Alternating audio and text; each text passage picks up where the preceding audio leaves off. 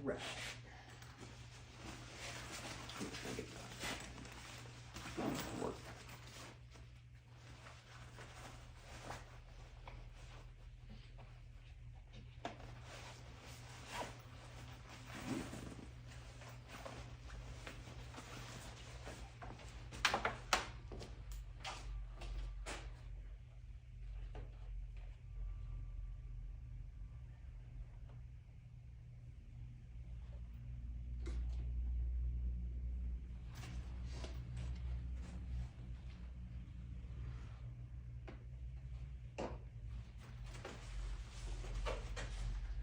All right.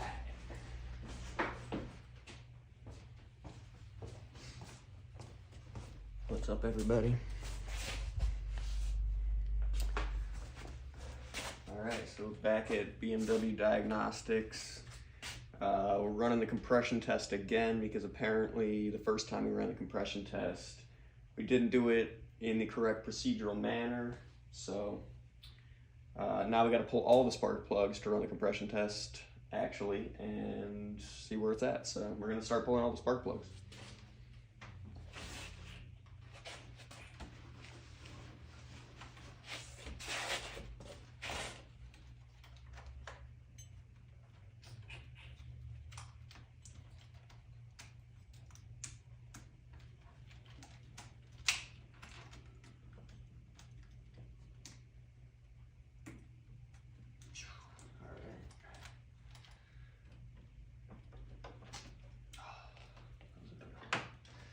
Not fun to pull out.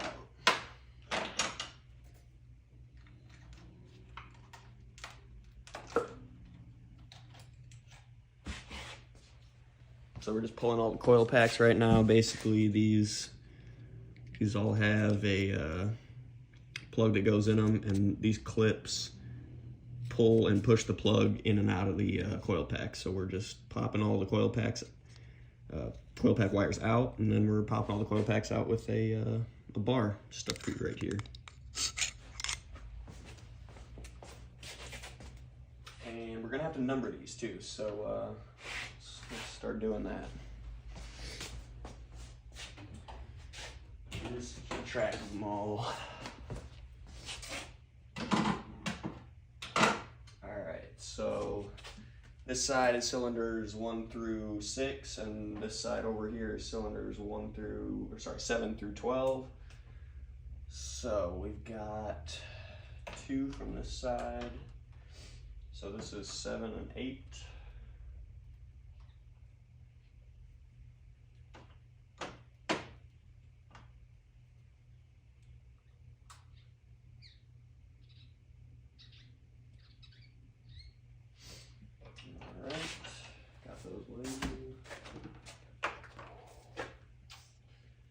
And this is number 1. All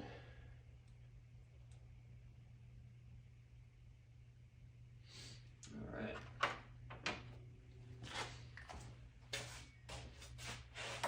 See if we can get some more light up in here. Maybe, I don't know. Maybe not.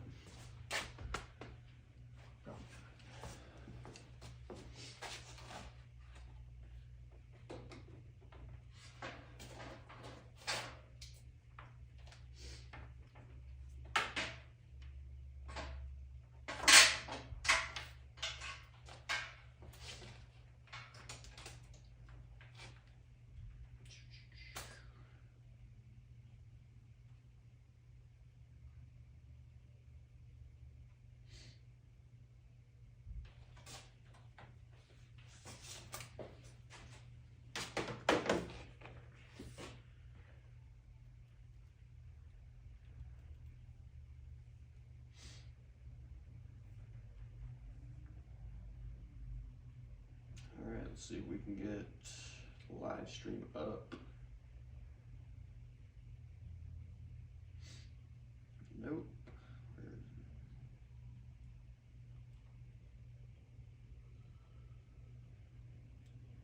My channel, there we go. All right, we got 4 people watching. What's up, everybody? We got the comments going. Sweet.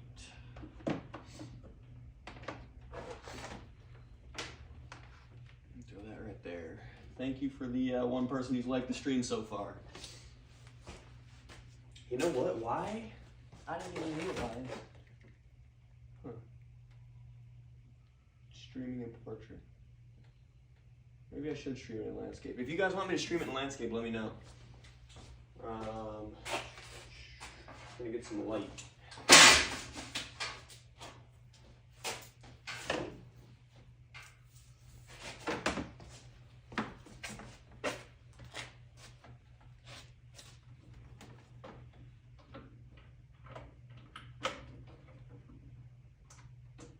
There we go.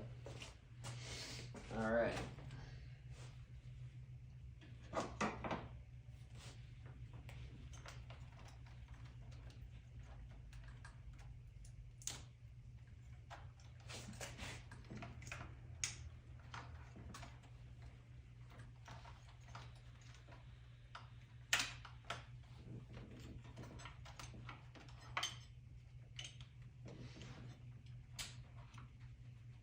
Embedded World Automotive, thank you for subscribing.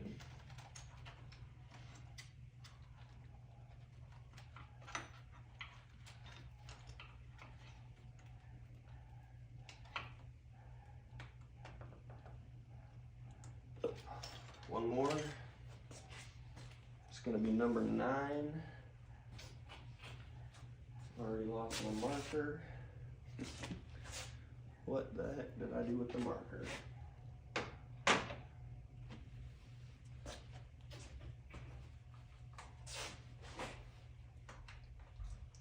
Just freaking had it. All right, here's another.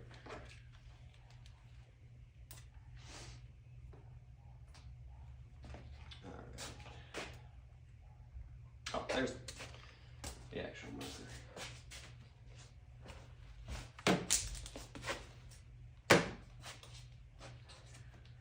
LEC, or sorry, Ella? What's up? Ella CA or KA? What's up, Ella?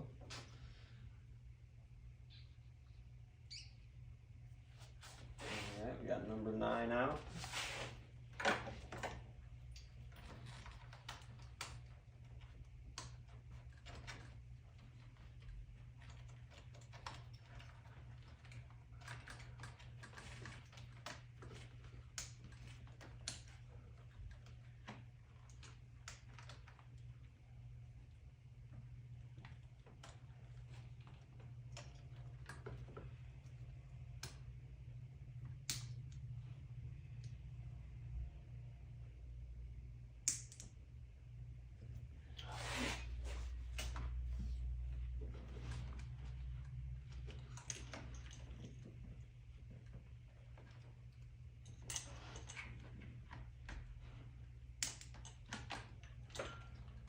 Last one's being a piece of crap.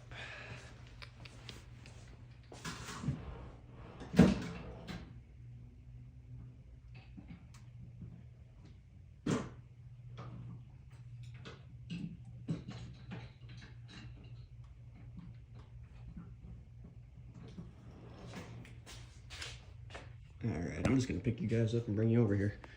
Where's the oil that's supposed to be all over the floor? It's coming.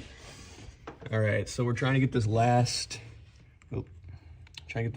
coil pack plug undone, and the plug needs a little bit of help coming off. So we're just gonna stick a screwdriver in there and lightly twist. Armando, you already know. All right, let me set you guys down for half a second here. Let's see if we can get an angle on this. Okay, so there's my screwdriver. Let me get this out of the way. And I'm just gonna gently twist this while I'm prying up the coil pack plug, and I can see it starting to come off. Just gently nudging it and wiggling, and there we go, it popped off. Got it disconnected. So we got 1, 2, got a few more, 3, and then we already got 4, 5, and 6 out. Oh my God, why is the gimbal not moving? Come on. Oh crap. All right, so you can see we got 7, 8, and 9 already out, and we got 10, 11, and 12. We still got to pull out there. So we're gonna stick our bar in there and pull those out. Chosen one, did you fart? Not yet. Although the tool drawers kind of smell like somebody did over there. Wasn't me though. All right, so we've got our bar pressed up against the Valvetronic motor, which probably isn't the best thing, but we're just gonna gently pry against that. Thanks for hopping in the chat, Kitty. Number 10. Gonna label this guy. Number 10. Yeah, perfect. All right.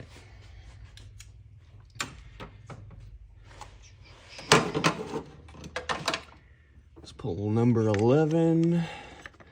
Not any great place to pry this one up. Honestly, sometimes it's better. You can see these are running this way, the little tabs. Sometimes it's better to try and get them a little twisted over so you can pry against the valve cover. But the valve cover on this is actually plastic, so it's not really great either way you go about it. Ooh, this one is in a horrible spot. Let's see. What can we do? Maybe make this easier.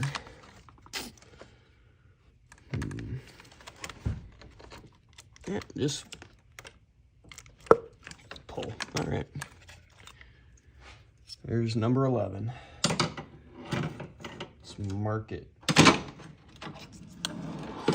Jeez. All right. I have no clue what's happening, but it seems cool. We are doing a compression test on a V12 BMW. Really bad 11. So we have to pull all the spark plugs out. We've already got the intake manifold pulled off, so there's nothing above the motor here anymore, or down in here. So yeah, now we are pulling spark plugs, or right now we're pulling coil packs, I should say. Spark plugs are right underneath of them. All right, last one, on this side at least. Okay, there we go. These are not going to be fun to put back in, but that is that. There's number 12. All right. Number 12. Ooh, that was not a good 2. Huh? There we go. All right. So that is all the coil packs pulled out of that side. You can see them all right there. And now let's start pulling coil packs out of the other side.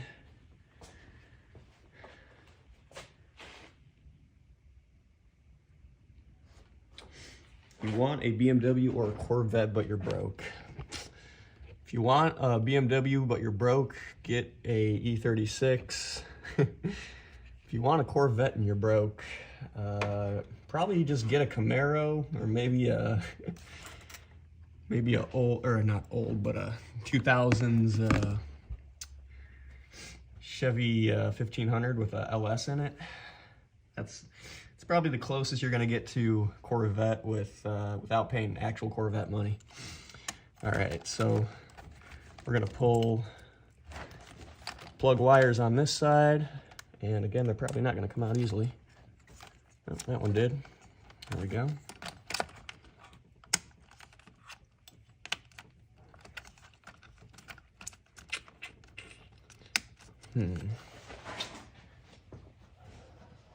Gonna get our screwdriver again here, because this one's not really coming out that easily. Just gonna stick it in between the plug and the coil pack. Just lightly twist it. There we go, I think. Yes. Maybe. There we go. All right. There's another one off. Let's pull another one. This one's at a really weird angle, but it just popped right out, so that's nice.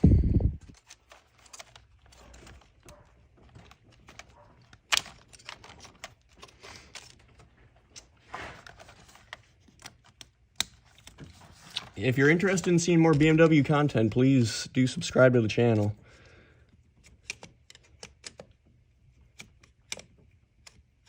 Let's see if we can get a better view of what's going on over here.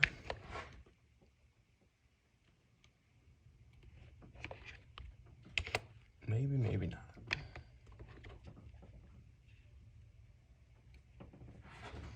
All right. So again, slightly twisting while we pull that up, just pops right out. One more to go. This is going to be cylinder 6 on bank 1. And that one just popped right out, nice. Except it's still slightly attached. There we go. All right, so now we're going to pull these coil packs out. Let's get you guys turned around. We're gonna pull those out just like we did last time with this bar, just by sticking it right through there. And then we're just gonna pull up and pry against the valve cover.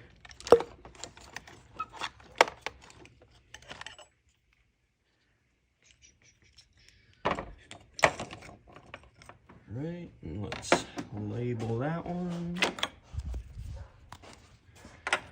That is going to be number 1, 2. There's number 1 right there.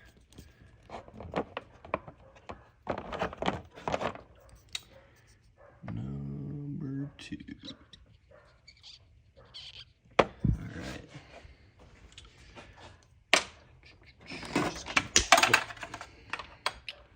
Smashing all sorts of shit. All right, let's just keep going down the line.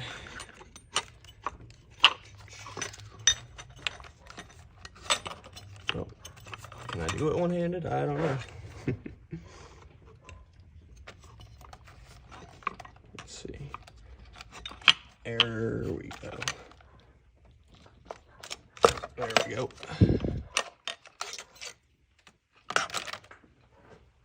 Number 3. Perfect.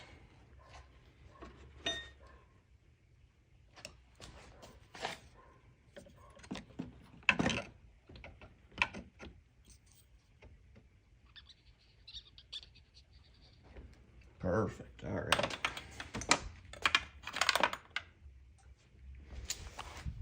Sorry about that. All right. Let's keep going. One more over here.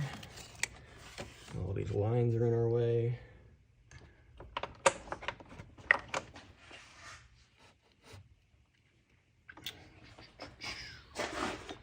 All right. This one's kind of tricky because there's no room to fully put the bar through, so got about 0 leverage.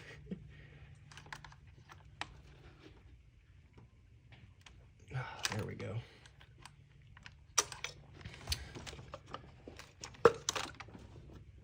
Number 4.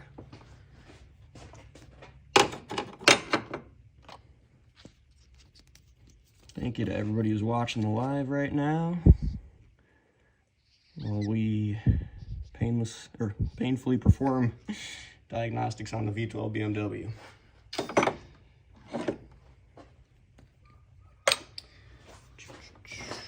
Get one more out of here.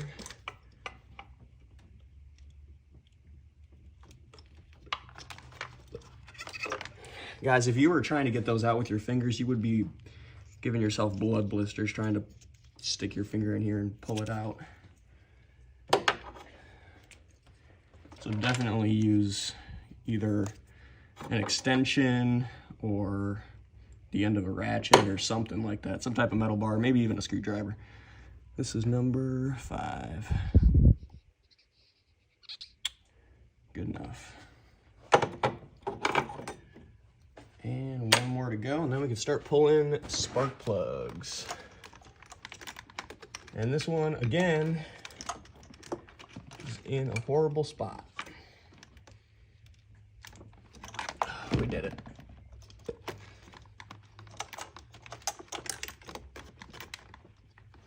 There's so much crap around it, you can't even pull it out. All right. There's number 6. Can't even remember what number I'm on. All right.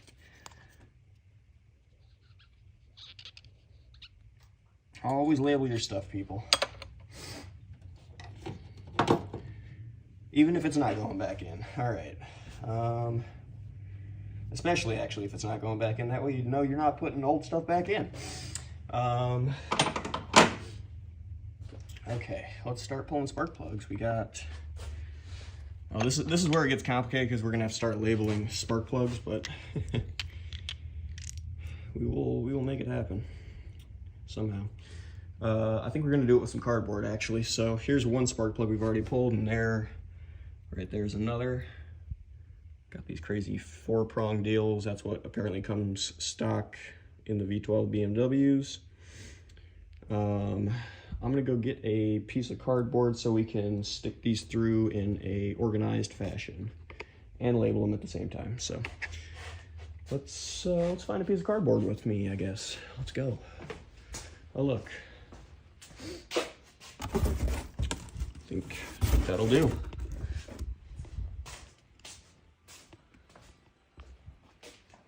All right, what's going on with the gimbal here?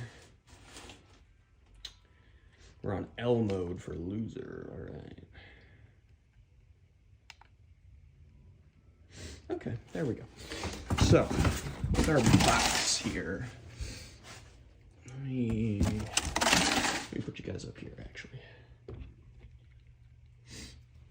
Okay, so we got our box, we got our spark plug. We're gonna stick, that's harder than I thought. We're gonna stick one spark plug here, we're gonna stick another spark plug here, and we're just gonna keep going down the line and labeling them side by side. So we got, where's my marker? There it is. All right, we got number 1, it's a horrible 1. Oh, I'm sorry, no, it's number 7. Number 7. Number 1 goes right there. 2. Oh, god damn it. 8. 9. 10. 11. Okay, so you can see what I'm doing here. 12. 1, 2. That's a horrible 3. 4, 5, 6, and holy crap, I can't write. We don't even need 7, so okay, we're up to 12. Perfect, all right. Stick number 1 in here. There we go. Okay, so that's how we're gonna organize our spark plugs. We got 1 and 7 pulled so far, so let's go pull the rest. Ugh. Okay. So let's start on side, or bank 1, I should say. Get you guys set up here. Perfect, all right. Okay, so for this, we're gonna use the extension with the spark plug socket on a ratchet. Spark plug socket's got a little piece of rubber in there just to hold the spark plug so you can actually pull it out of this hole without it falling out of the socket. So we are on loosen. Stick that in there. Oh, it's tight. Break it free.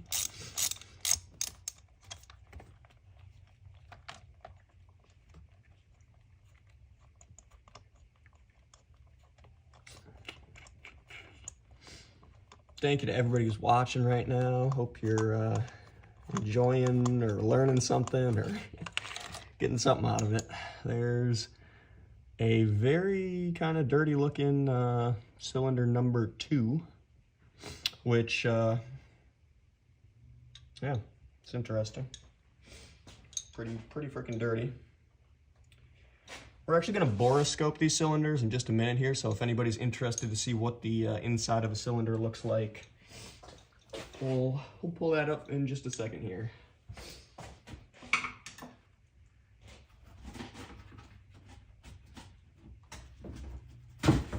Perfect. All right.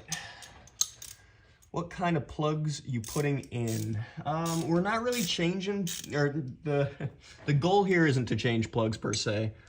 We might put in some new plugs, but what's coming out are I can't even find them here. Let me just hold the box up for you. Okay, so what's coming out are these 4-prong spark plugs. You can see we've actually got 2 different types here because I actually replaced these recently. These are older, but these have been replaced within the past year. So you have a misfire. Yeah, we have a misfire on cylinders 1 and 2. We're currently diagnosing it. The entire ignition system has been tested so far. It's all working, so we are doing a compression test now, pulling all the spark plugs.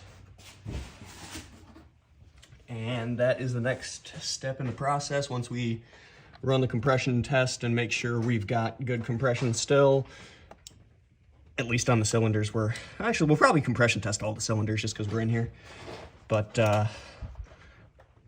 oh geez, once we verify, you know what, I'm getting a longer bar, I'm sorry. I'm weak.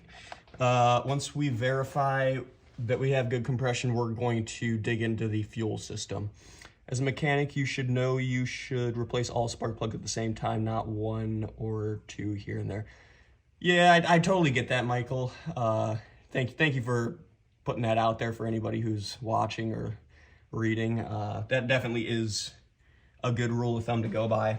I just replaced the 2 because that was just the way I was going about diagnosing the problem. So eliminate those 2 spark plugs on cylinders 1 and 7, which are the cylinders we're getting the misfire codes on. And if those 2 have new spark plugs, it shouldn't have a misfire.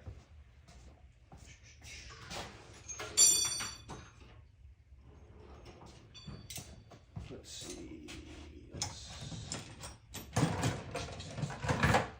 All right, looks like we've only got this weird ratchet to work with. So we're using a bent ratchet. This definitely isn't what you should be using, but we need some more leverage. Whoever put these in last, put them in tight.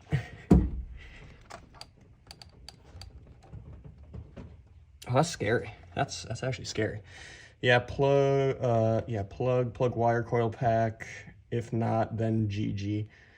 Those pins in connector for coils. Check the connector for coils. They can rust. Yes. We have already checked the connectors, all of the connections. Holy shit, that feels not good.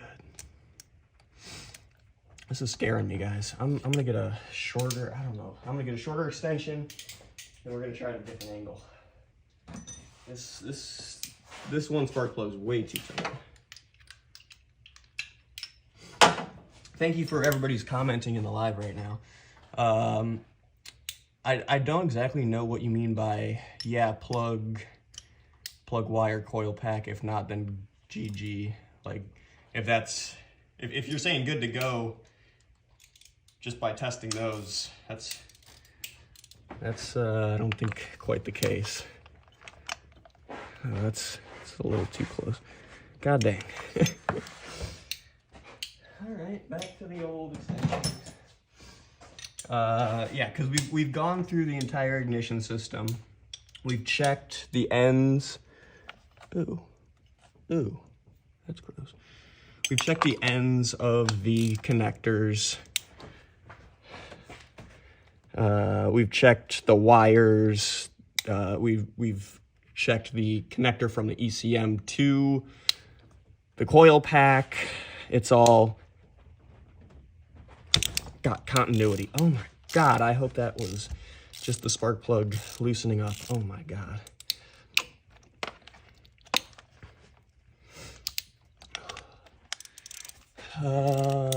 MAF sensor, PCV valve, they can also cause misfire. They've been replaced.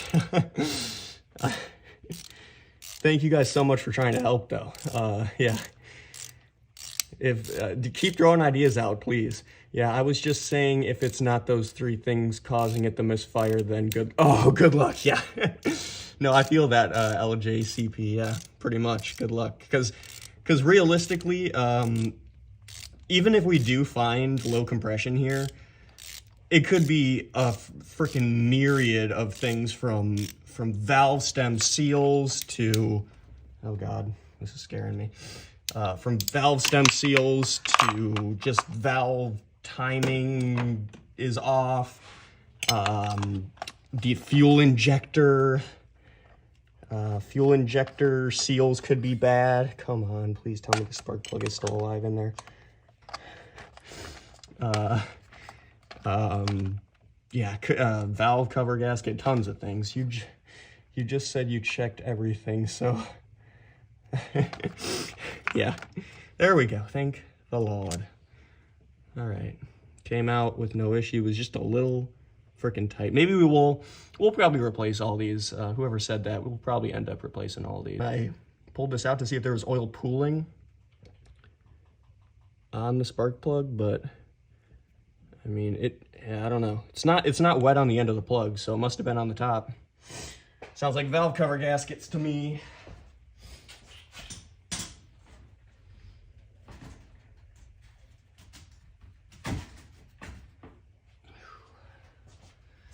All right, so that is, yeah, double Vanos. All right, let's start pulling 4 through 6. Who designed these motors? I don't know. Never mind.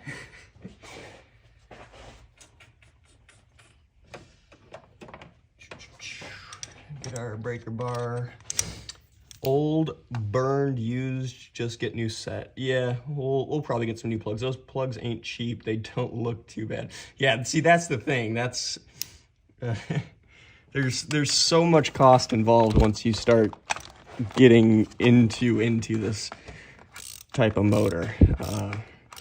Each spark plug for like the OEM, what they recommend, which is what we have replaced those first two with. Each one of those is, I want to say $16, and I'm pretty sure the price just goes up from there. Pretty sure the OEMs are the cheapest option because pretty sure the parts guy who we ordered them from remarked something about that. BMW makes best engines here in Europe. That engine is, yes, McLaren F1. Not quite, but pretty damn close. It's the predecessor of the predecessor of the engine that was used as the base for the McLaren F1. But yeah, yeah, I know what you're saying there, Bruno. In fact, I just actually learned today that I'm not exactly sure what the difference is. This is the N73 engine, and there's also an M73, which, oh, no, that's looking good. The M73, I thought, was the M performance version of this motor, but apparently the M73 only makes 326 horsepower.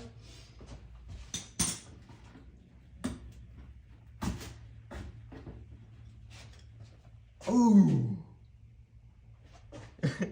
I cut myself and I didn't notice it. Yeah, so the M73 makes less horsepower. I don't know what it's used in. It also has a slightly different engine design in general. Oh, this is nice how this doesn't exactly bend far enough to clear where you need it to. Let's Very nice, very nice. All right. Give myself a little, oh, you can't even see, wait, where? Oh. There we go, give myself a little boo-boo.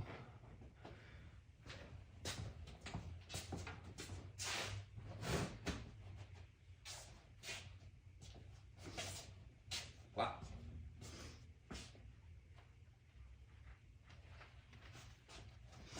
All right, let's get the ratchet on here, get these last two out, and then let's boroscope these cylinders and see what they're looking like inside. I already have an idea.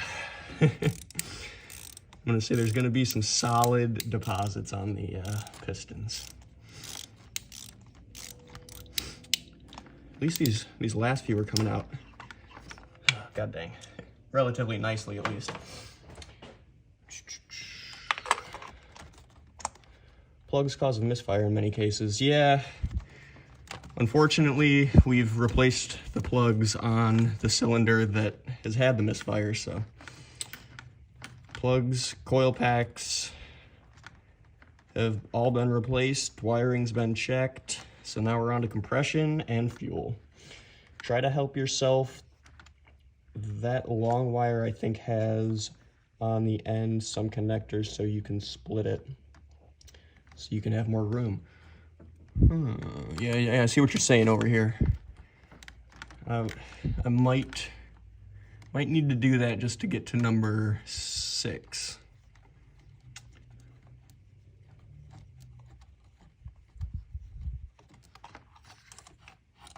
All right, that's number 5. It's looking brown, blackish. All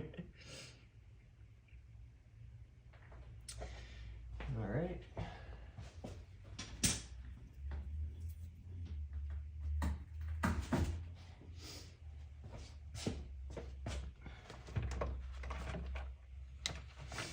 Let's do number 6.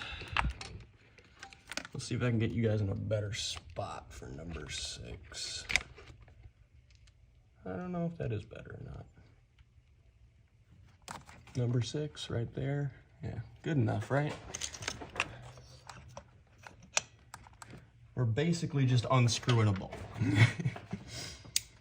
On that end, some, yeah, oh yes. I already read that one. Thank you very much, Bruno. Been very insightful. Oh, that one's tight.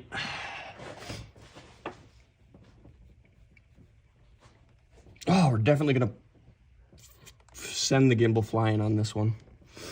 I'm gonna move you guys right back here because I'm getting really scared. All right. Hopefully I don't punch anything. Oh my God, all right. This one's not fun. Why are some of these so damn tight? Jeez. Let's get myself some room on the ratchet so I'm not. There we go, Jesus.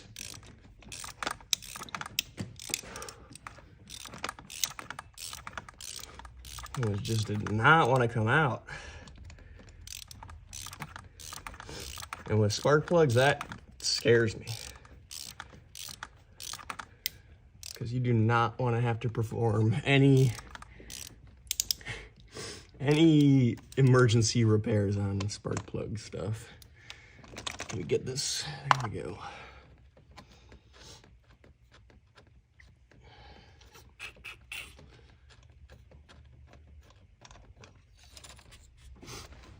All right, that's number 6.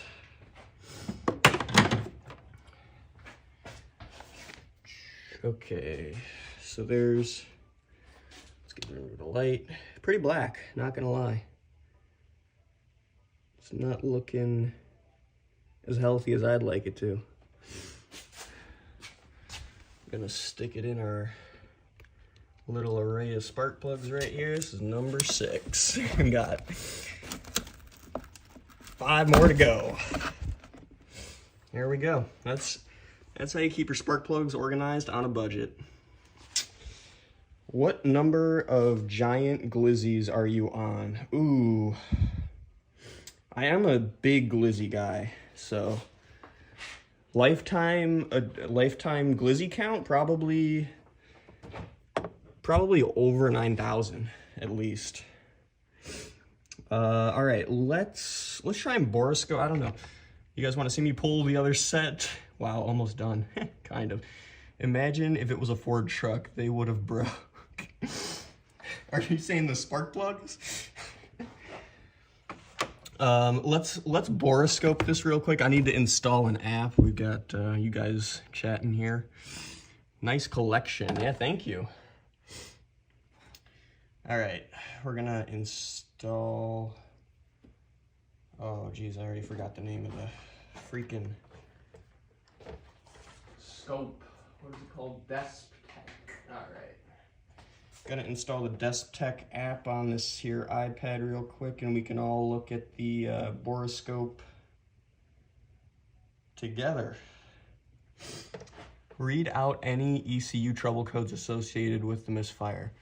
You know, I probably have them on a sheet here somewhere. Give me 2 seconds here. Give me 2 seconds here, FAQ boy. Thank you very much for commenting. Oh, break it in half and other stuck in there. Oh, nice. That sounds awesome. Summit. Oh, sorry. Something Wong. It's a good name. Did you have a P0300? I don't think so. Let me check. I'm working with BMW specific codes, so let me pull it.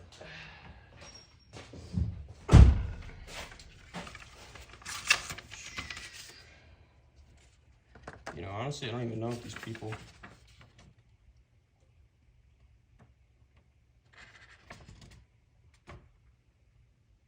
Huh. Okay, yeah.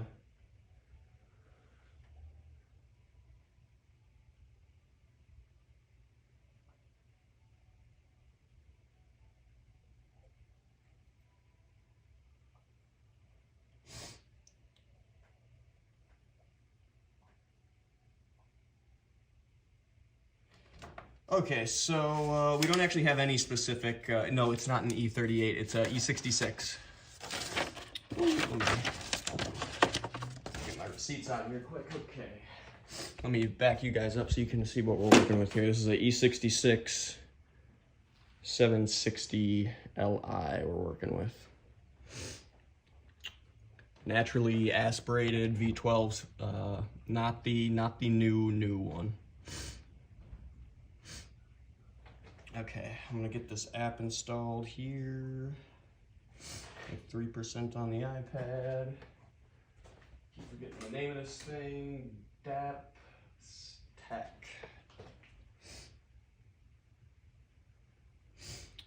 All right. Here's another look at the front end. I don't know if I can zoom out. Let's see if we can. Oh dang, there's so many. Yeah, there we go. All right, that's what it looks like.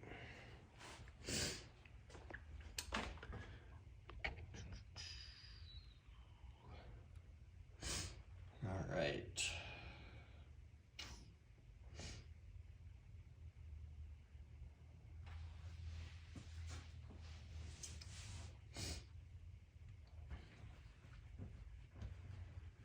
Thank you, Something Wong. Thank you very much.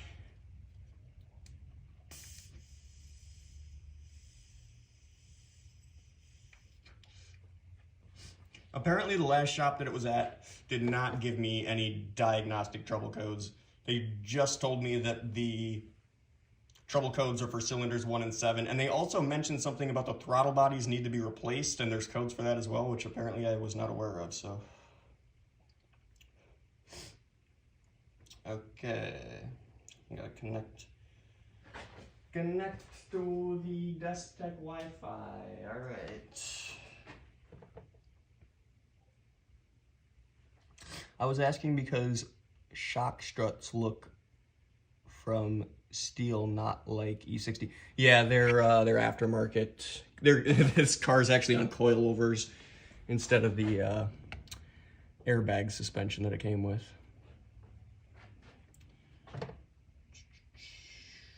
Wi-Fi, Tech. Oh, what the heck is the password? I'm gonna go 1, 2, 3, 4, 5, 6. Oh, LOL. What is the password? Tech. Oh, password 1, 2, 3, 4, 5, 6, 7, 8. Ah, I'm so close. 2 numbers off. All right, we are connected to the Depths Tech. Let's stick our oscilloscope in some holes. There we go. Okay, we got a picture. Let's see. Let's see. Okay, that looks like a good spot. So, I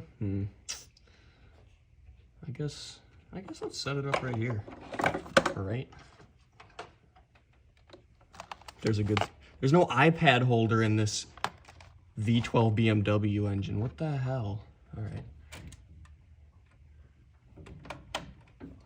Let's shut the lights off. Okay. Let's see if we can. Yeah. Okay. There we go. Let's get the screen and see if we can position this in some usable fashion here. You can see the screen. We just need to be able to see the screen and the holes. Okay. Is that good, guys? You can see the screen and the holes. Something like that. Screen's right here, holes right here. Good enough? All right. Good enough for me. All right, so you can see camera's going crazy. There's our hole. There's looking into the iPad screen. That's scary. Okay. So let's go in cylinder number 1. See what this is looking like. Oh, come on, get in there. There we go. Oh, okay. There's our piston. And like I said, I bet it's covered in deposits, which, yeah, it's covered in deposits. I don't see any real... Let's see if we can turn the light down a little bit. Maybe get some more... Nope, too much. There we go, okay. Doesn't look like the cylinder walls are scratched, which is good. Hard to see, especially on the other side. But yeah, that piston's looking very carbony. Let's pull it out. Let's go in this next hole over here. We were just in there, now we're going over here. We're upside down on the camera, so you can see. There we go. Look at the cylinder wall closely. Yeah, we're gonna see if we can see more of the cylinder wall in this one because, oh, is it just me or am I hitting? Yes. Hold on. Okay, there we go, okay. And the piston's even closer on this cylinder, so we unfortunately cannot see as much of what's going on with the cylinder wall, but wow, that one's caked. At least the top is in carbon. Let's turn the light up. Yeah, okay. That one doesn't look amazing. Let's do some more. Let's move the iPad over here. Okay. And let's do this one right here.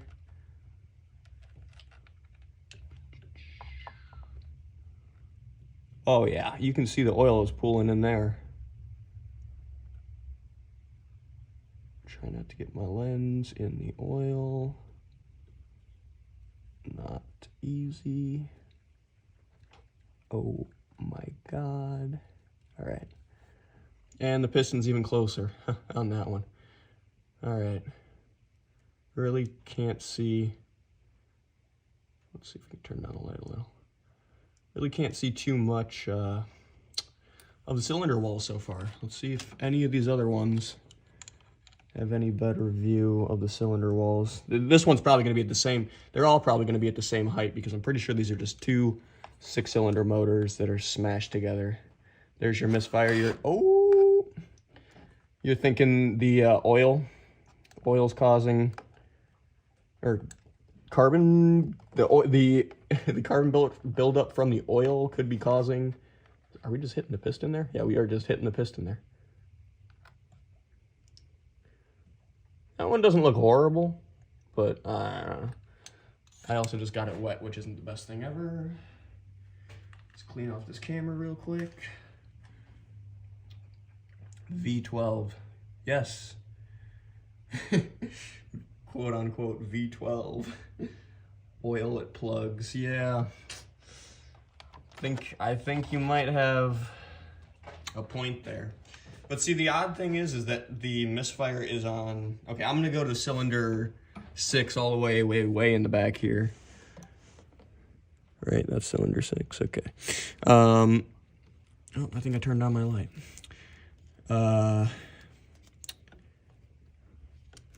Yeah, I don't know. Okay, there's the light. Really need a better view of where I'm sticking this thing in this hole. All right. I need to straighten out my camera wire.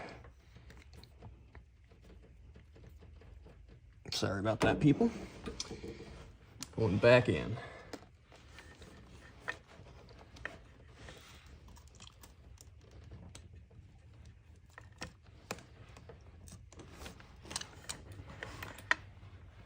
It's not easy on cylinder 6.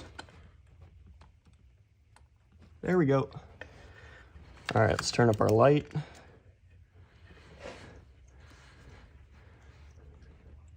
That one looks half decent.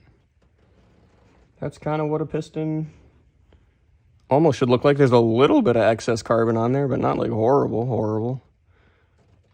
The wall, is it just me or is that a little bit of wear? Hold on.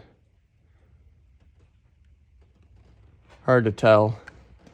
Very hard to tell, but right over here, actually, maybe you guys can't even see that. Right here, there's kind of like a dark spot. You can see it moving. That almost looks like a little bit of cylinder wear, but nothing insane. Let's see if we can adjust the light. Oh. Yeah, I mean, it's not like glaring cylinder wall wear.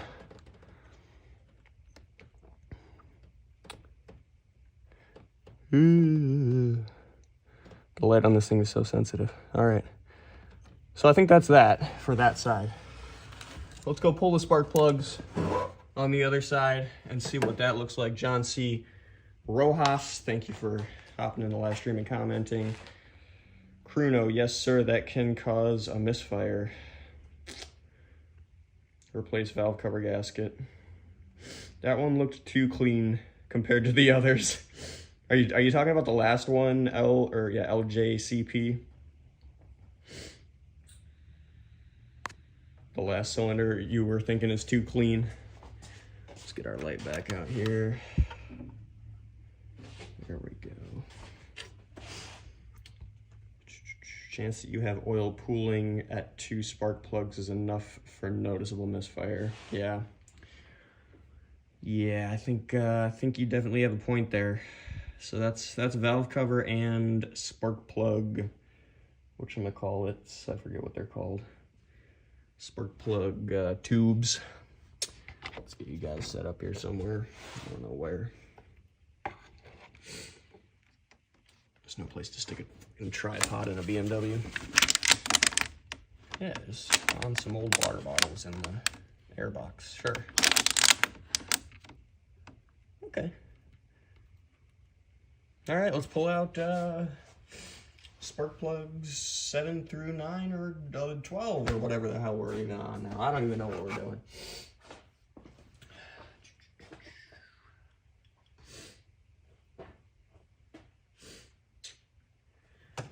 There's the ratchet. Okay.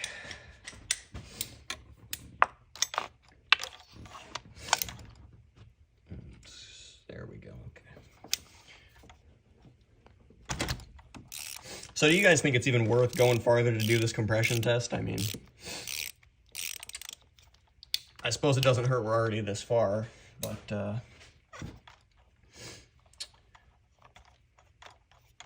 It's not like the cylinder walls, from what we could see, really looked that bad.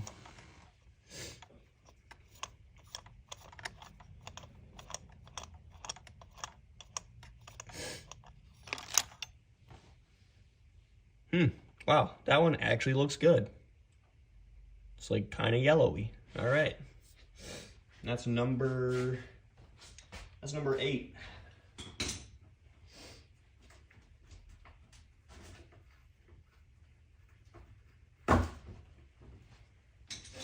All right, let's do number 9. Come on out. Should we let's oscilloscope or boroscope or whatever the hell we're calling it. let's boroscope number 1 and 2 real quick. Let's see what those look like.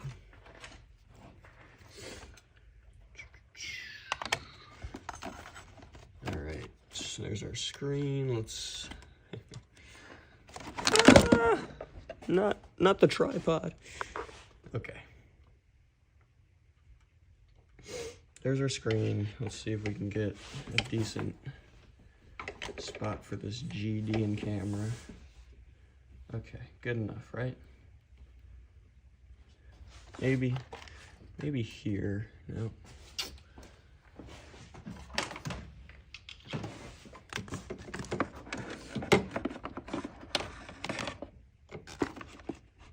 Is that better? Maybe? I don't know. We're going to find out. Let's get the glare off it, though. That's for sure. Oh, it's the freaking garage light.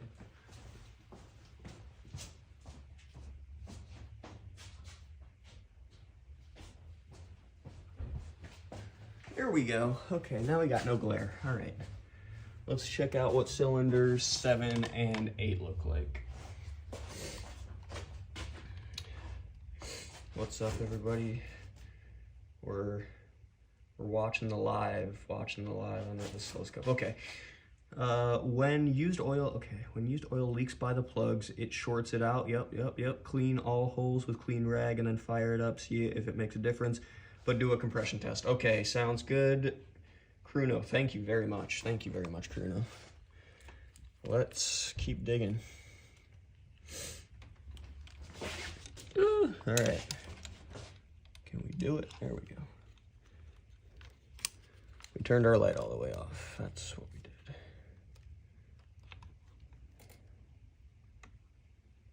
did. Okay. There we go. Okay. That one doesn't look horrible. That's interesting that there's already a mark on the piston. That one doesn't look horrible, and that's one of the ones that the misfire's on. It's odd that you almost just saw a piece of dust floating past the camera.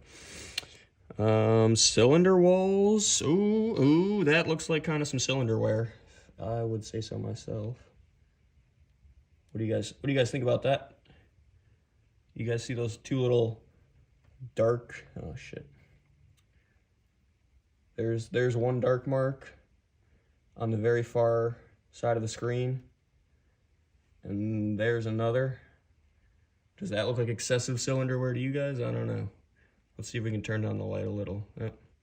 Yeah, you can see it. You can see it real good right there. Oh. Yep. Oh.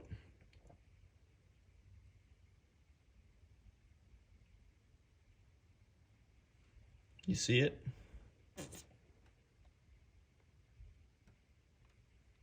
That definitely looks like wear.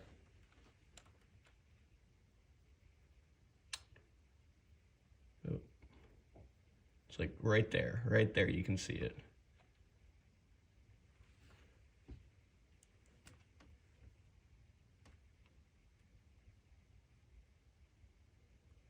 Anyways,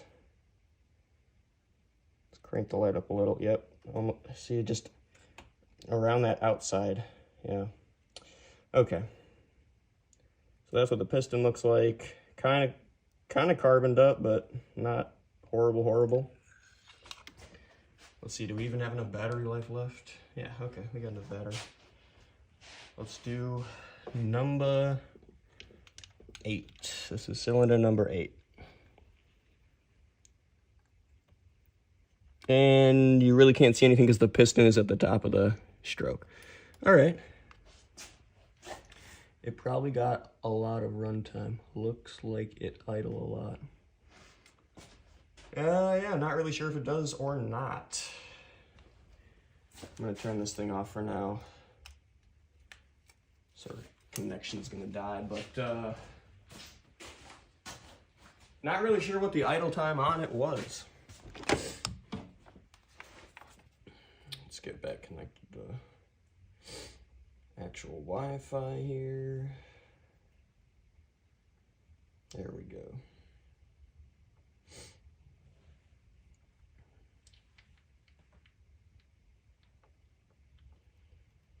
And let's keep pulling plugs out, I guess.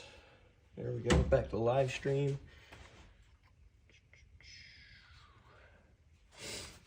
It looks to me like at one point was burning coolant. Ooh, okay. That's something I have not thought of. That's interesting, you say that. We have not done any head gasket leak test on this car, but it really didn't come in here seeming like it was burning coolant or really smelling like it was. Yeah, but the oil would be oxidized. So you're kind of doubting that theory, Albert? All right, let's pull out. The heck did my wrench go? Ooh, oh, there. It's already in the freaking goddamn cylinder.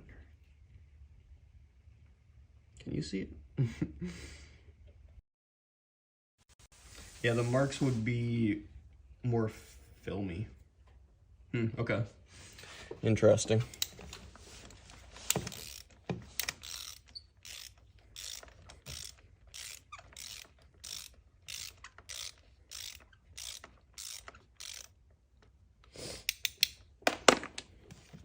All right, we're just gonna continue pulling spark plugs and then we're gonna run this compression test. And we'll probably run it on all 12 cylinders because might as well, since we got it here.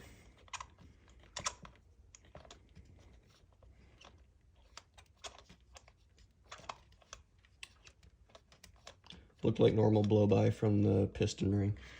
I honestly think that the PCV had a little bit of oil in it. That one doesn't look too bad. I don't know if you can see it. Let's get you guys in the light. That one doesn't look too bad. It's got a nice gold brown color. That's number 9.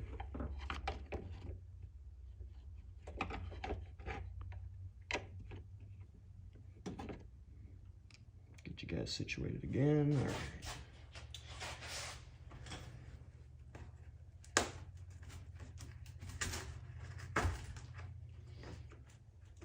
The side of the box is getting heavy.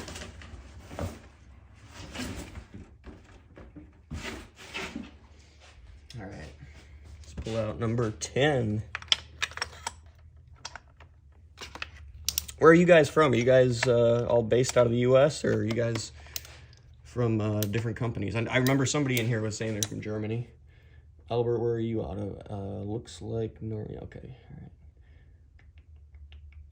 I think it idled for a good amount of time after being driven a lot. Tampa, all right, nice. Oh, that one's gnarly. I'm gonna get at it at a different angle. Oh, I don't like it. All right, there we go. God, some of them are so tight and some of them are just like they crack, but it's not much.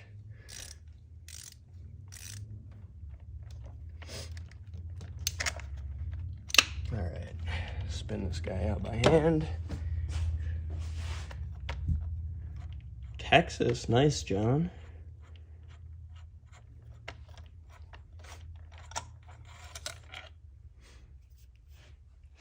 Let's see how this one looks.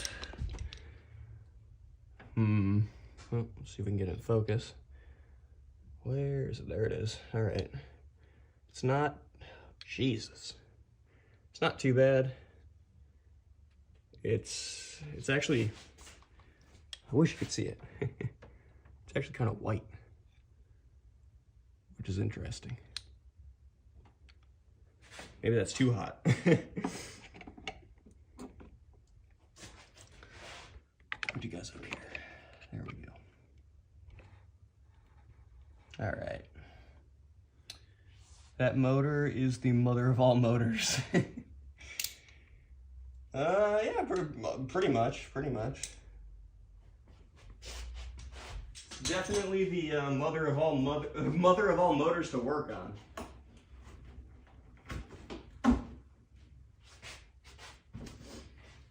I'll give you guys a full shot of all the spark plugs at the very end once we get these last two out, and you guys can see what they all look like side by side. Oh, see that one? It like cracked, but it wasn't much. Croatia, nice, Kruno.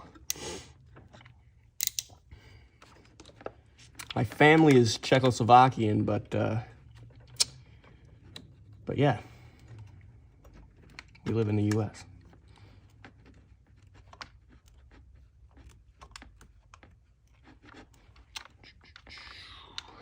All right, one more to go after this.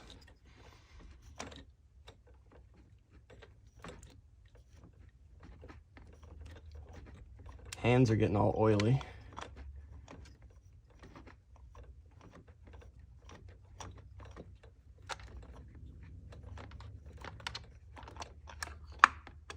Oh, there we go. Let's look at this one. That one's kind of golden white-ish. Can't remember exactly what white spark plug indicates. Is that too hot? Number 11.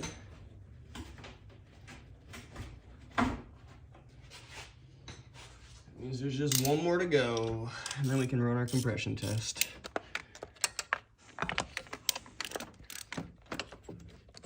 Please don't be really tight. Oh, it's really tight.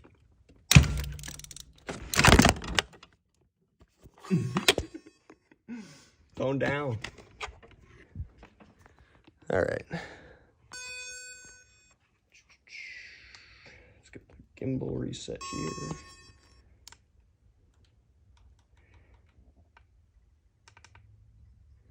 There we go. All right. Freaking knocked the gimbal over with that one. Let's see if we can get the magnet back on here. There we go. Sweet, sweet, sweet. Let's pull. Oh, come on. Pull the ratchet off. And, oh, I thought we were going to twist this out by hand, but apparently not. Let's spin it a little bit more with the ratchet.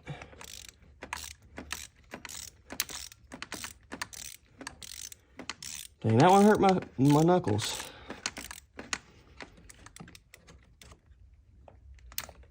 Oh, you piece of shite.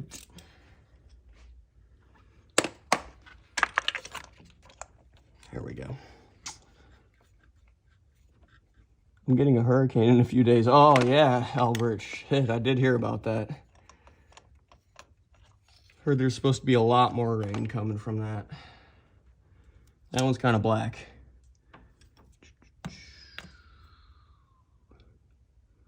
That one is a little black. All right, that's number 12.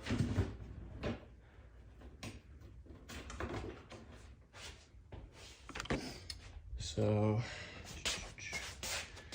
get out the light here. So this is what all of them look like. We got our two new ones that we replaced with the OEMs.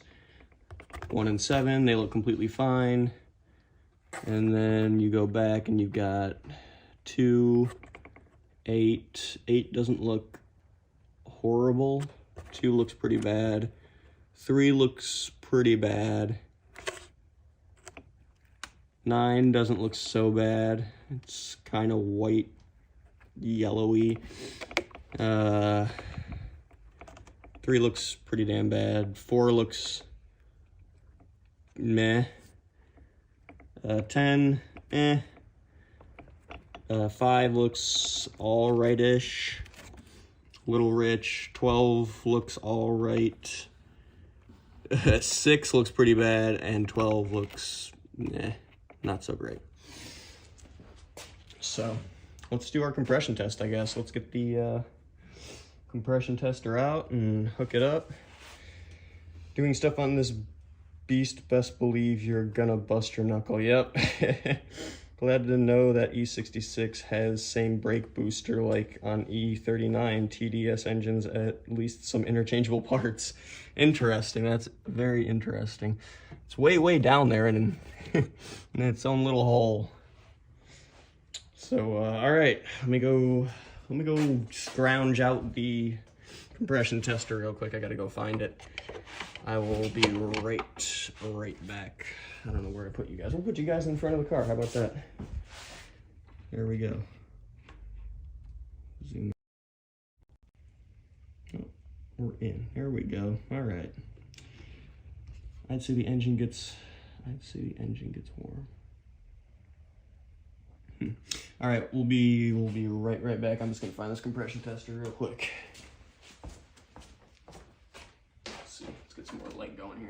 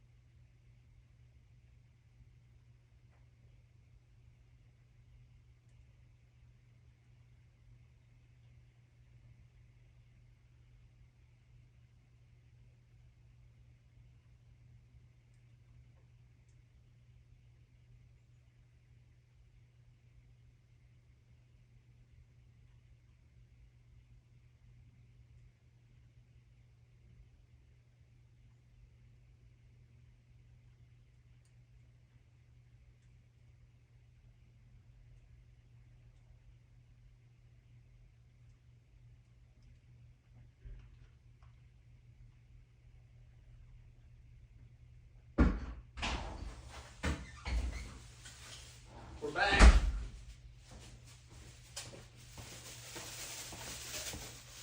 Got the compression tester in a bag.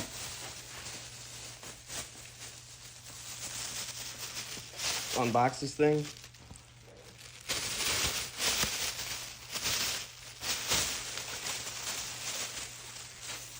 So we're just using the standard compression tester here. I don't know if you can see it.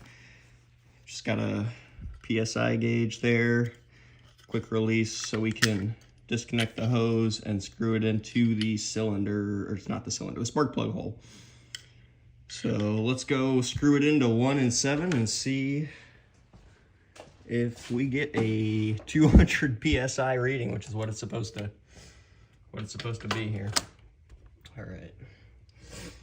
So we got our tube going in the first cylinder. We're gonna have to pull all the shit off the top of the motor. Glad Tornado is America only event. Yeah, do they not have those in other countries? The hell. All right, got that screwed in. How tight are you supposed to get this, you know? It's gotta hold 200 PSI, imagine. Imagine it's gotta be pretty dang tight, although it's got no rings, so. All right, now let's pull all this crap off the top of the motor so we don't suck anything into the intake.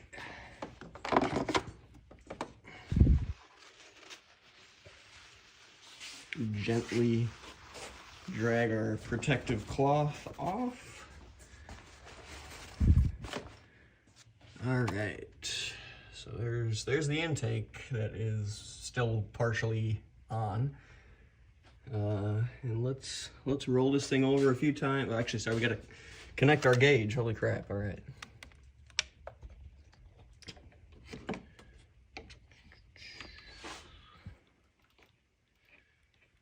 All right. Let's connect our gauge.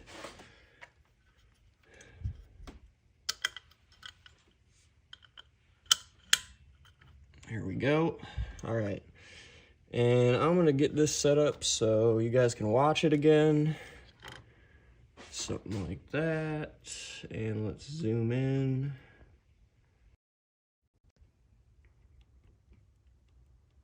All right. Let's also try to get this camera in a stable spot. Probably unlikely.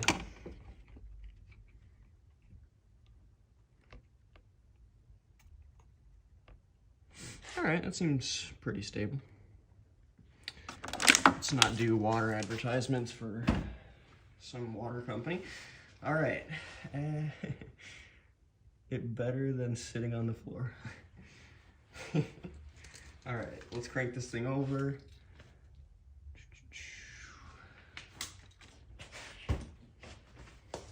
Hoping this gimbal stays put.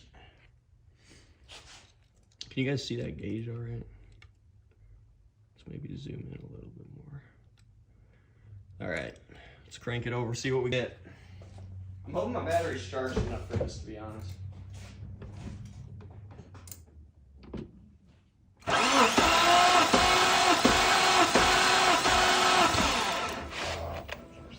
right, I'm gonna say that was about 4 times, and we made it up to 90 PSI. That is not good enough. Do I crank it more? Let me know. Let me know in the chat. Do I crank it more? We cranked it over 4 times, I would say.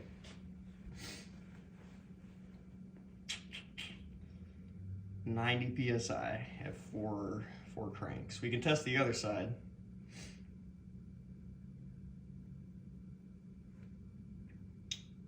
What should we do here?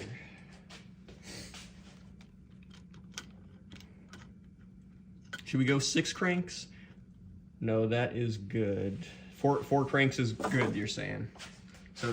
So definitely failed the compression test in that case. So should we test the other side, you're thinking, Bruno?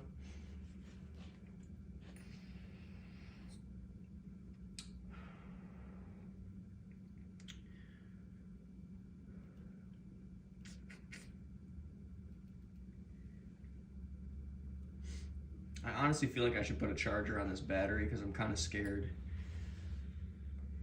Right, all cylinders, correct.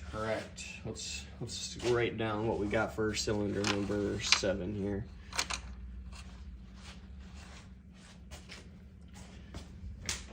All right.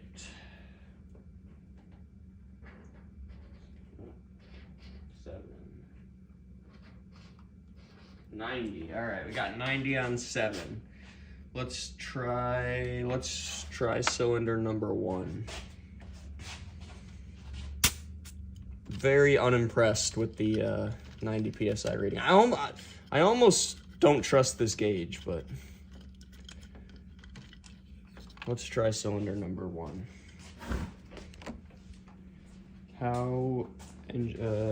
And then you can see if it is even or jumping up and down. Thank you for that valuable piece of advice, Bruno.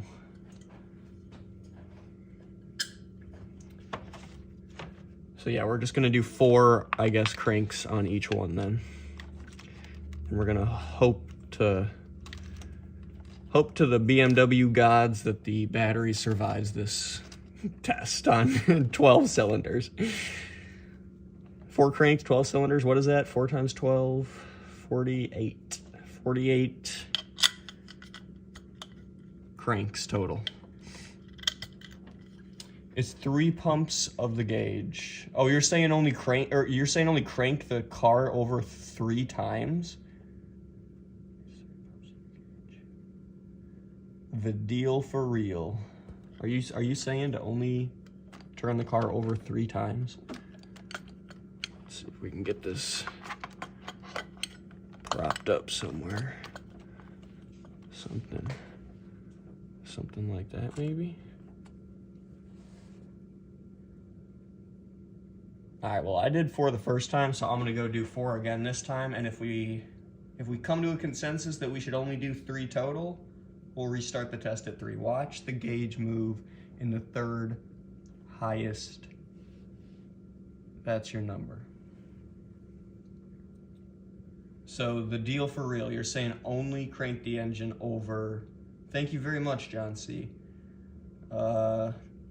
So you're saying only crank the engine over 3 times is what you're saying. All right, I'm gonna crank it 4 this time. We'll see what it goes to.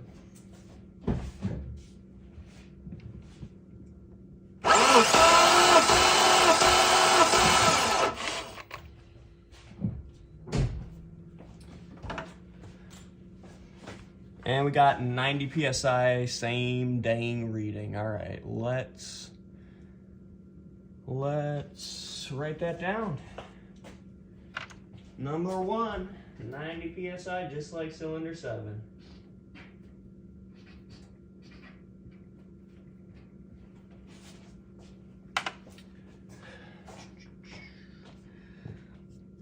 $105 was your number. I left like an hour or something, but I'm back. Oh, thank you. Thank you. It's gonna read max value regardless of cranks 3 or 4. Okay. 105 was your number. So that's what I am targeting, you're saying, the deal for real? Because I'm under the assumption that I'm targeting 200 PSI. I've watched several videos, which sounds pathetic, but I've watched several videos, and I tried to look up the BMW workbooks for the N73, and the workbooks say 1400 kPa, which is basically 200 psi. That's what the gauge read. Oh, 105 was your number. Thank you, the deal for real. I guess maybe the gauge is not holding exactly what. See, maybe that's my problem here. Maybe I need to be actually watching the gauge. All right, in that case, I got another person here. Do you want to watch the gauge for me? Do you want to watch it and I'll turn it over? Okay, sure. I'll tell you when to crank it. And you got to listen for 4 turnovers, okay? So like vroom, vroom, vroom, vroom. Wait, vroom. Like, Yep, 4 of those. All right, we got a helper, ladies and gents. Every engine has a spec for the lowest cranking compression. Yeah, I'm thinking my spec is probably 200. I think we got this twisted in enough here. All right. All right, crank it over 4 times. That was only 2. Yep.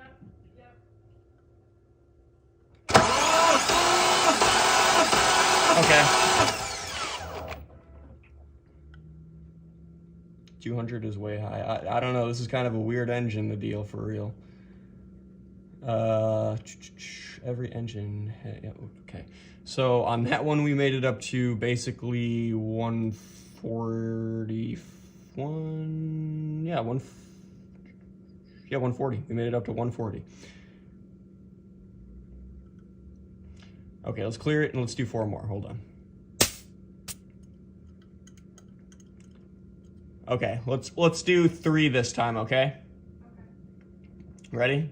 You're good. Okay. So, yeah, that time we only made it up to 110. Most crank from 120 to 170. I don't understand why I'm getting... Actually, you know what? I honestly feel like I can feel air leaking out of this joint right here. Let's do 3 more. Let's try 3 more. You're good.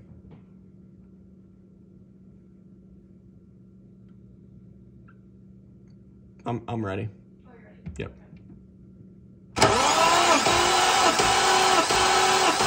Okay. So yeah, we only made it up to 110 again that time.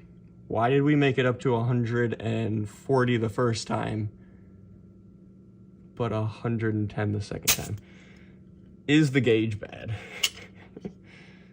That's what I'm questioning now. What do you guys think? Should we go to a shop right now and go get a new gauge and live stream the whole thing? We can go to the shop. I think you are good if it's 8 to 10. Any lower, you have worn engine.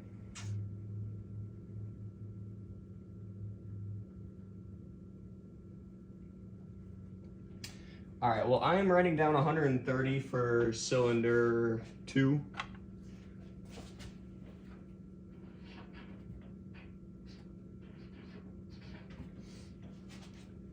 Let's try cylinder 3.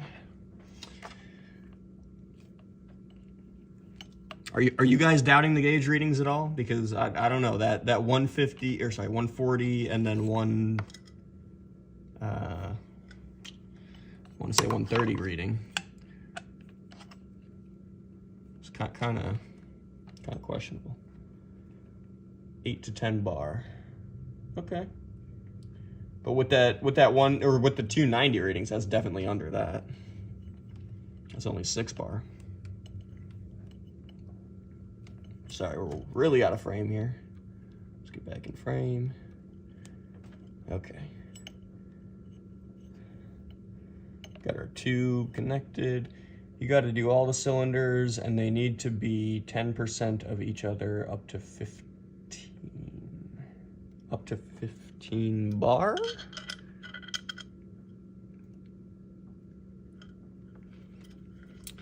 All right. Let's do 3 more whenever you're ready.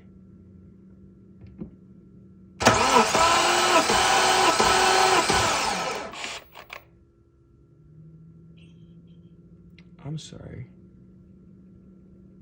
That wasn't 130 before, that was 110. I'm screwing shit up already. And this one was 105. Okay. Last one was 110, this one's 105. Let's clear it. Let's go write that down real quick.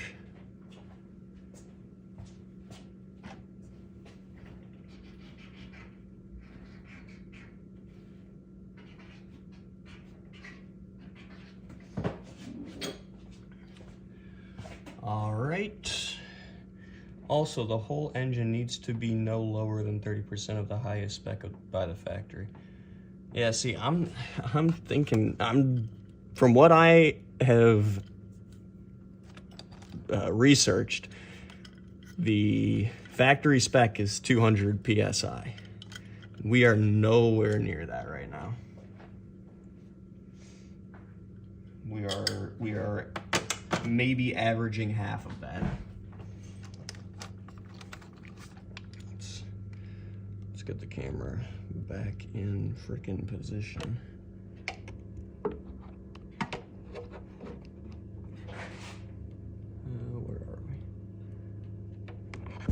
somewhere.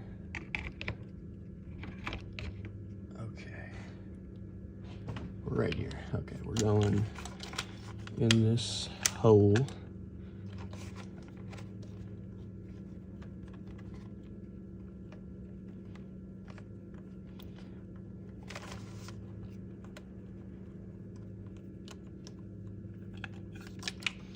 Couldn't even really tell if we were screwing it in there.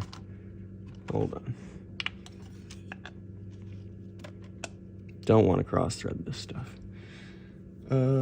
200 seems high to me. I'd have to look it up. I believe your spec is more likely around 140. How many miles on the thing and why are you doing a test? There are 80,000 miles on the car, so not too many, in my opinion. 80,000 miles on the car, and we're doing the test because we've got a misfire on cylinders 1 and 7. So currently the test is leading us to believe that cylinders 1 and 7 are definitely low on compression. All right, can you do 3 more cranks?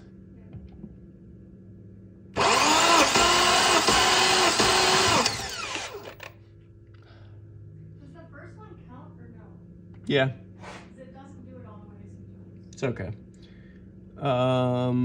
So we just got 102, I would say. What do 1 and 7 crank at? 1 and 7. Okay, here I'll show you my chart so far. The deal for real. Thank you very much for being so helpful. Gotta find my marker real quick because we need to write down 10 whatever. Where the heck is the marker now? Oh, geez. Okay, all right. We're just gonna grab a new marker. That's how we do it here. Okay, here's my chart so far. Cylinders 1, 90 PSI. Oh, son of a gun. Sorry, I'm sorry. Sorry. Okay, cylinders 1, 2, and 3 right there. 90, 110, 105. And we just got cylinder number 4, which I would say is 102 on the gauge. Cylinder 7 was also 90 PSI.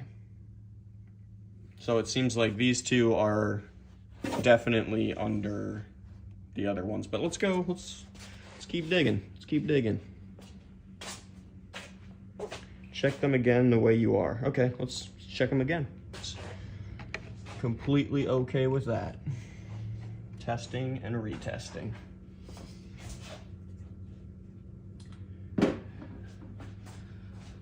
All right, there was our last reading, and that was on cylinder number 4. We're at 1, basically 02. If you can see, it's a little over. Pop it out.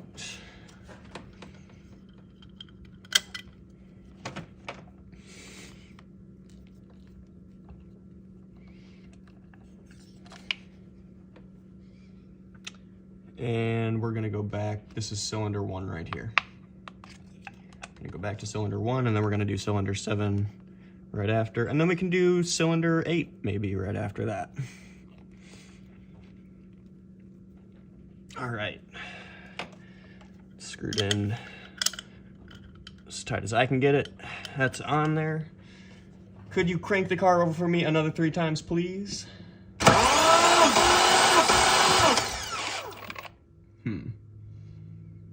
It's basically 90. Let's clear it again and let's do 3 more. Could you do 3 more for me?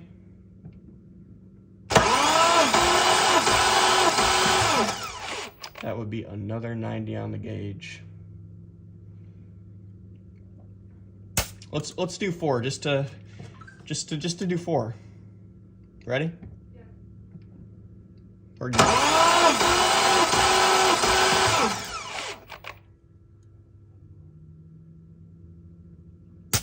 90 on the gauge. It's a bit lower, but that's probably valves. I don't know. Let's go check cylinder number 8. Let's go do that. Got 13 people watching. Welcome everybody who's joining. Thank you for watching the live stream. We're checking the V12 BMW to see what is causing the cylinder 1 and 7 misfire. Do a leak down. Already done it. We have replaced every single gasket in the intake system, and after doing that, done a leak down test. Oh, sorry, are you saying do a leak down test on the cylinders? You're saying do a leak down test on the cylinders, B. Yeah, I did consider doing that, but I don't know any of the specs for a leak down test. I at least know the specs, or I think I have at least found the specs for a cylinder compression test.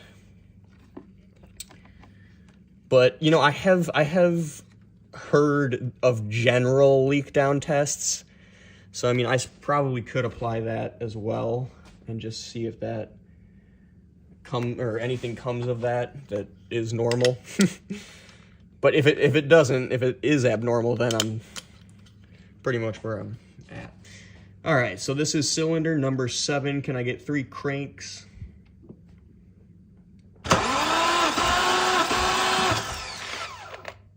A little below 90 actually.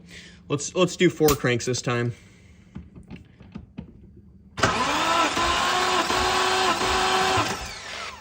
Yep, so we're just below 90 again. A burnt / non-seated valve will cause a misfire. Need a leak down gauge set. Need a leak down gauge set and air compressor. Need a leak down gauge set and air compressor on those 2 cylinders. Okay. I can actually easily get a leak down gauge. I have people with those. I might have one here, I'm not sure. Or steam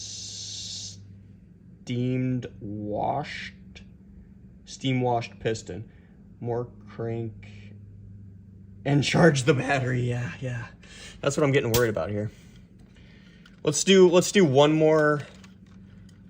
I think it's got enough juice in it to do one more, so let's do one more on 8, and then we'll charge the battery a little bit. And then maybe we'll just go dick around on the internet or something for a little bit. Huh? Not yet. Hold on.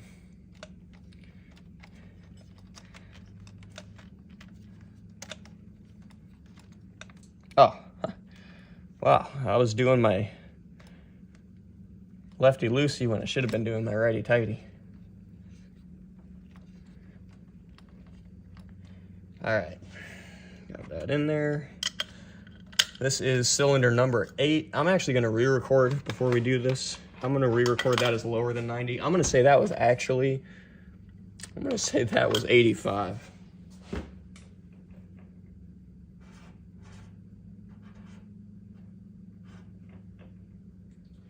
All right, we got our gauge hooked up again.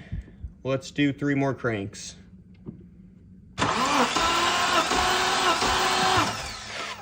And there on the gauge, we got I would say 104.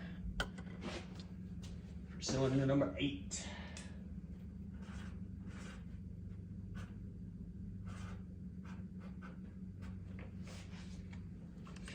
Make sure we're not misreading that. Yep, 1 halfway in between 100 and 110. That would be 104. It's just under. All right. The deal for real battery does sound like it's running out of juice. You will more than likely be pulling the heads and doing a valve job to fix it. That's what I'm thinking too. The deal for real, that is what I'm thinking too. Valve job. All right. Yeah, I don't know if I have a regulator. Let me depressurize this quick. I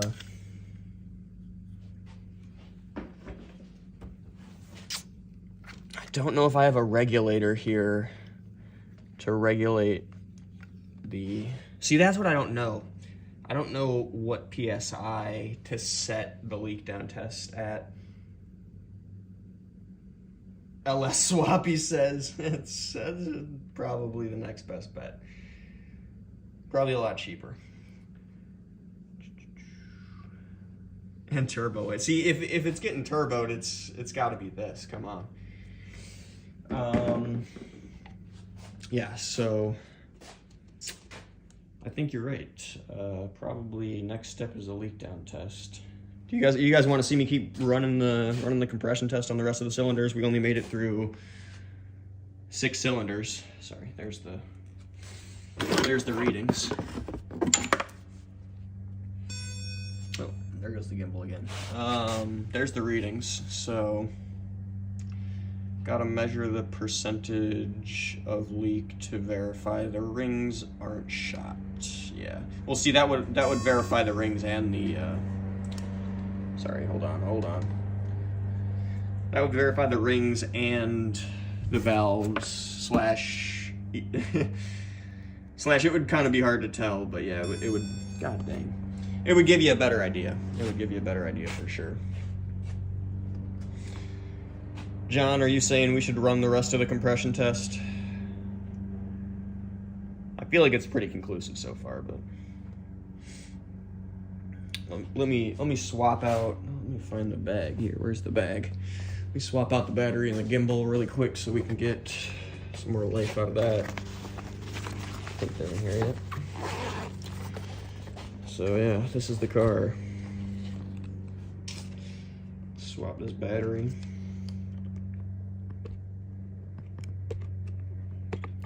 There we go. All right. That's the gauge set. The tool is basically a regulator. Yes, yeah, I know I need a regulator. Which side do I put in what? Minus. All right. Okay. So yeah, I guess, I don't know. We're gonna charge the battery. Let's pull the key out. Oh, yeah. Welcome everybody who's joining. Sorry, we just got done testing cylinders 1 through 4 and 7 through 8, and you can see those are the readings. 8's 104 psi, 7 is 85 basically psi, and then you got the others down there. So let's turn this gimbal back on. There we go. Okay. So let's charge our battery for a little bit. Gotta unplug this whole deal.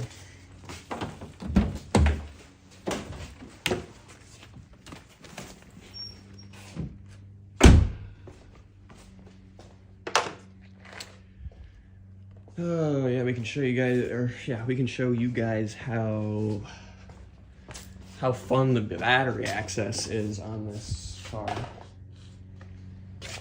Let's zoom the hell out.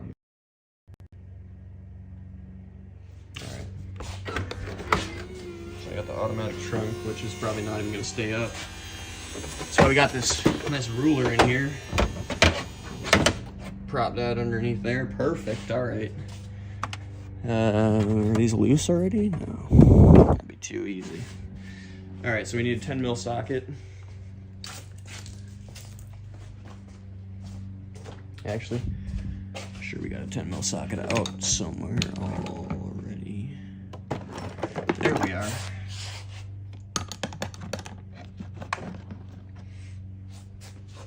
Is that a Camaro next to it? Yep. 68 Camaro. Needs the interior put back in it. And some paint, but yeah, that's a 68. All right, let's turn on our light here.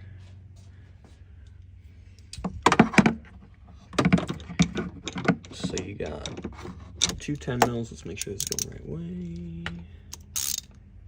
Yep.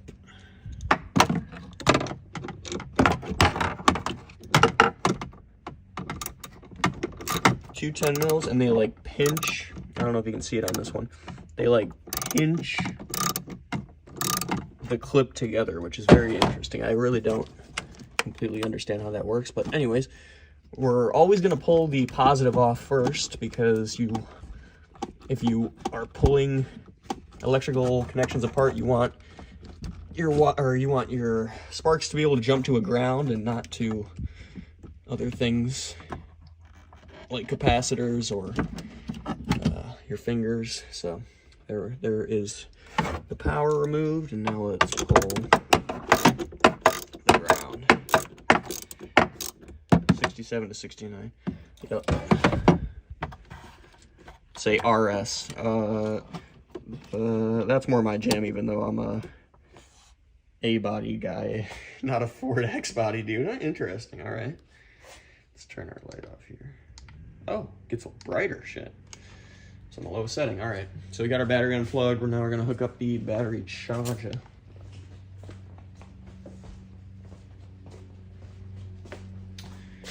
Oh, which is right here. Let's get this thing over there.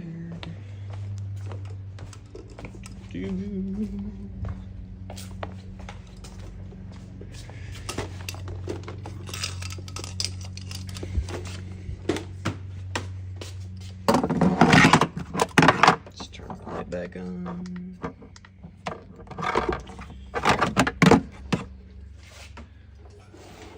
All right.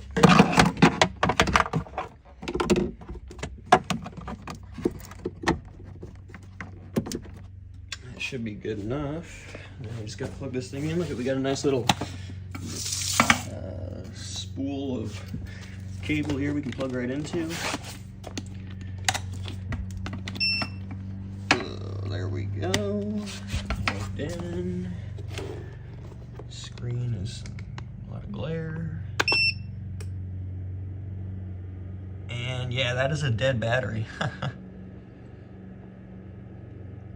15 amps of resistance. So yeah, we're gonna let this thing charge for a little bit.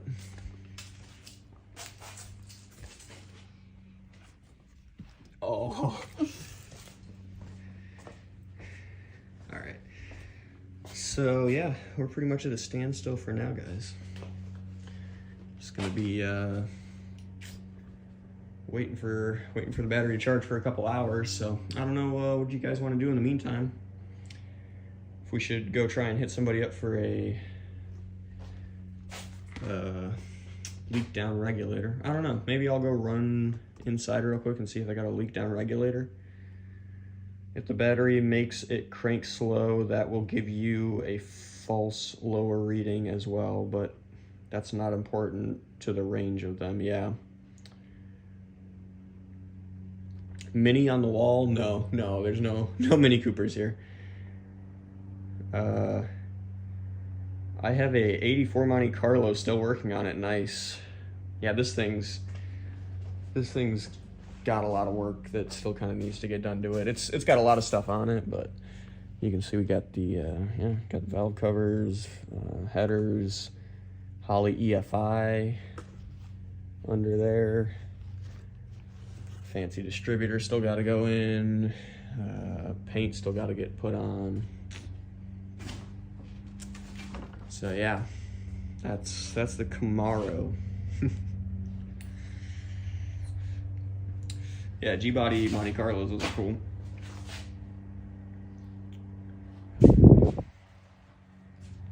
Ooh, 85 Eldorado, that's pretty cool.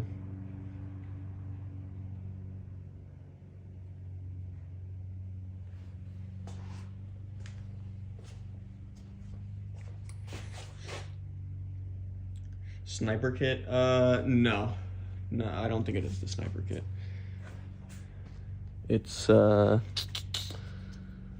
I don't know. It's whatever the entry level Holley EFI is. It might be the sniper actually.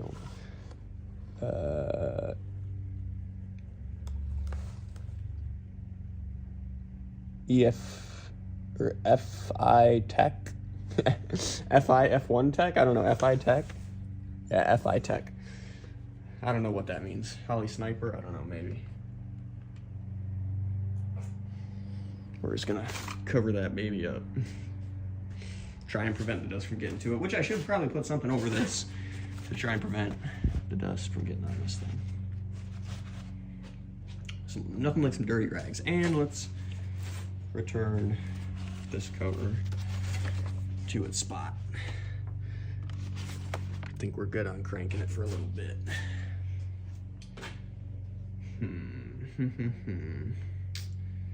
So yeah, I guess the next step is the leak down test.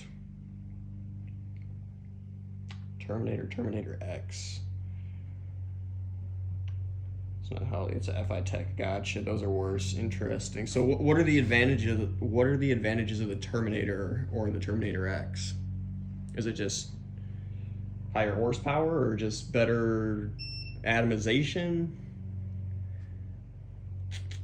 I can make them work. You need to upgrade it handheld, upgraded ECU. I have upgraded handheld for that thing for tuning. Oh, gotcha.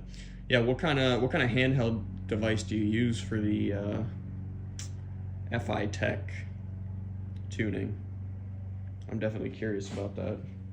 Cause I'm planning on getting tuning from somebody at some point here, I'm sure. So let's find some more paper towels for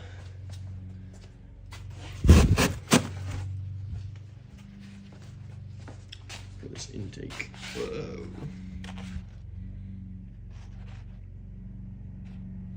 Something like that, yeah. Perfect. FI Tech is very limited.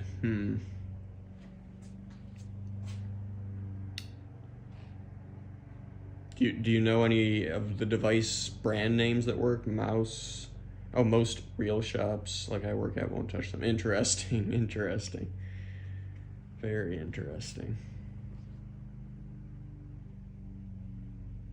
I've made them work in the past.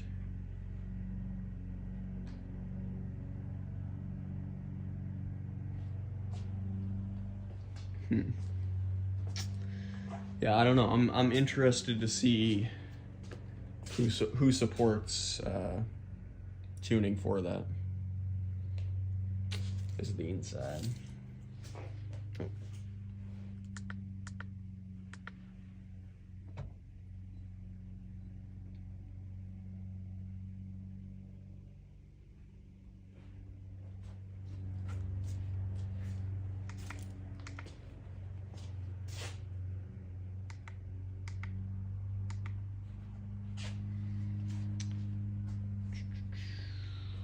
All right.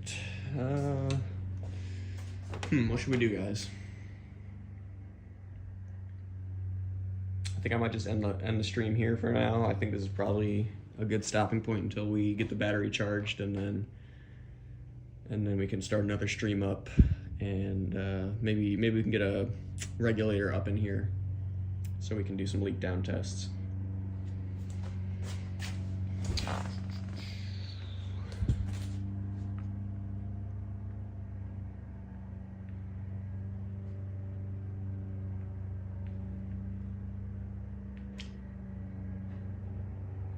Call it their tech line. Okay, hold on. All right, we'll do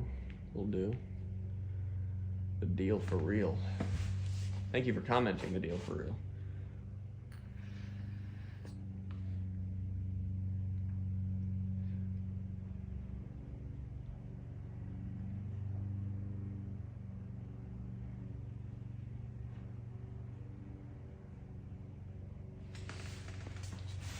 Here, I'll turn around, and then we can set you guys up on this thing over here.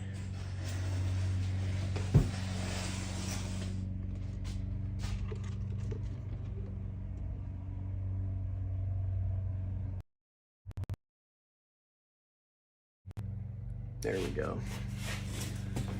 All right.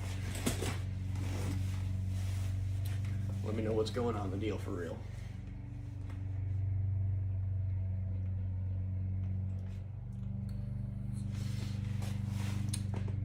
Talk to Norman. All right. I'll write down Norman's name.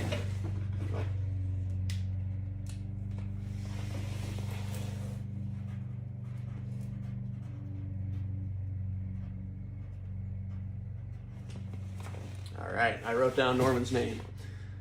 And the chicken warranty is also cool too. Okay. Good to know the deal for real. Thank you. Definitely appreciate it.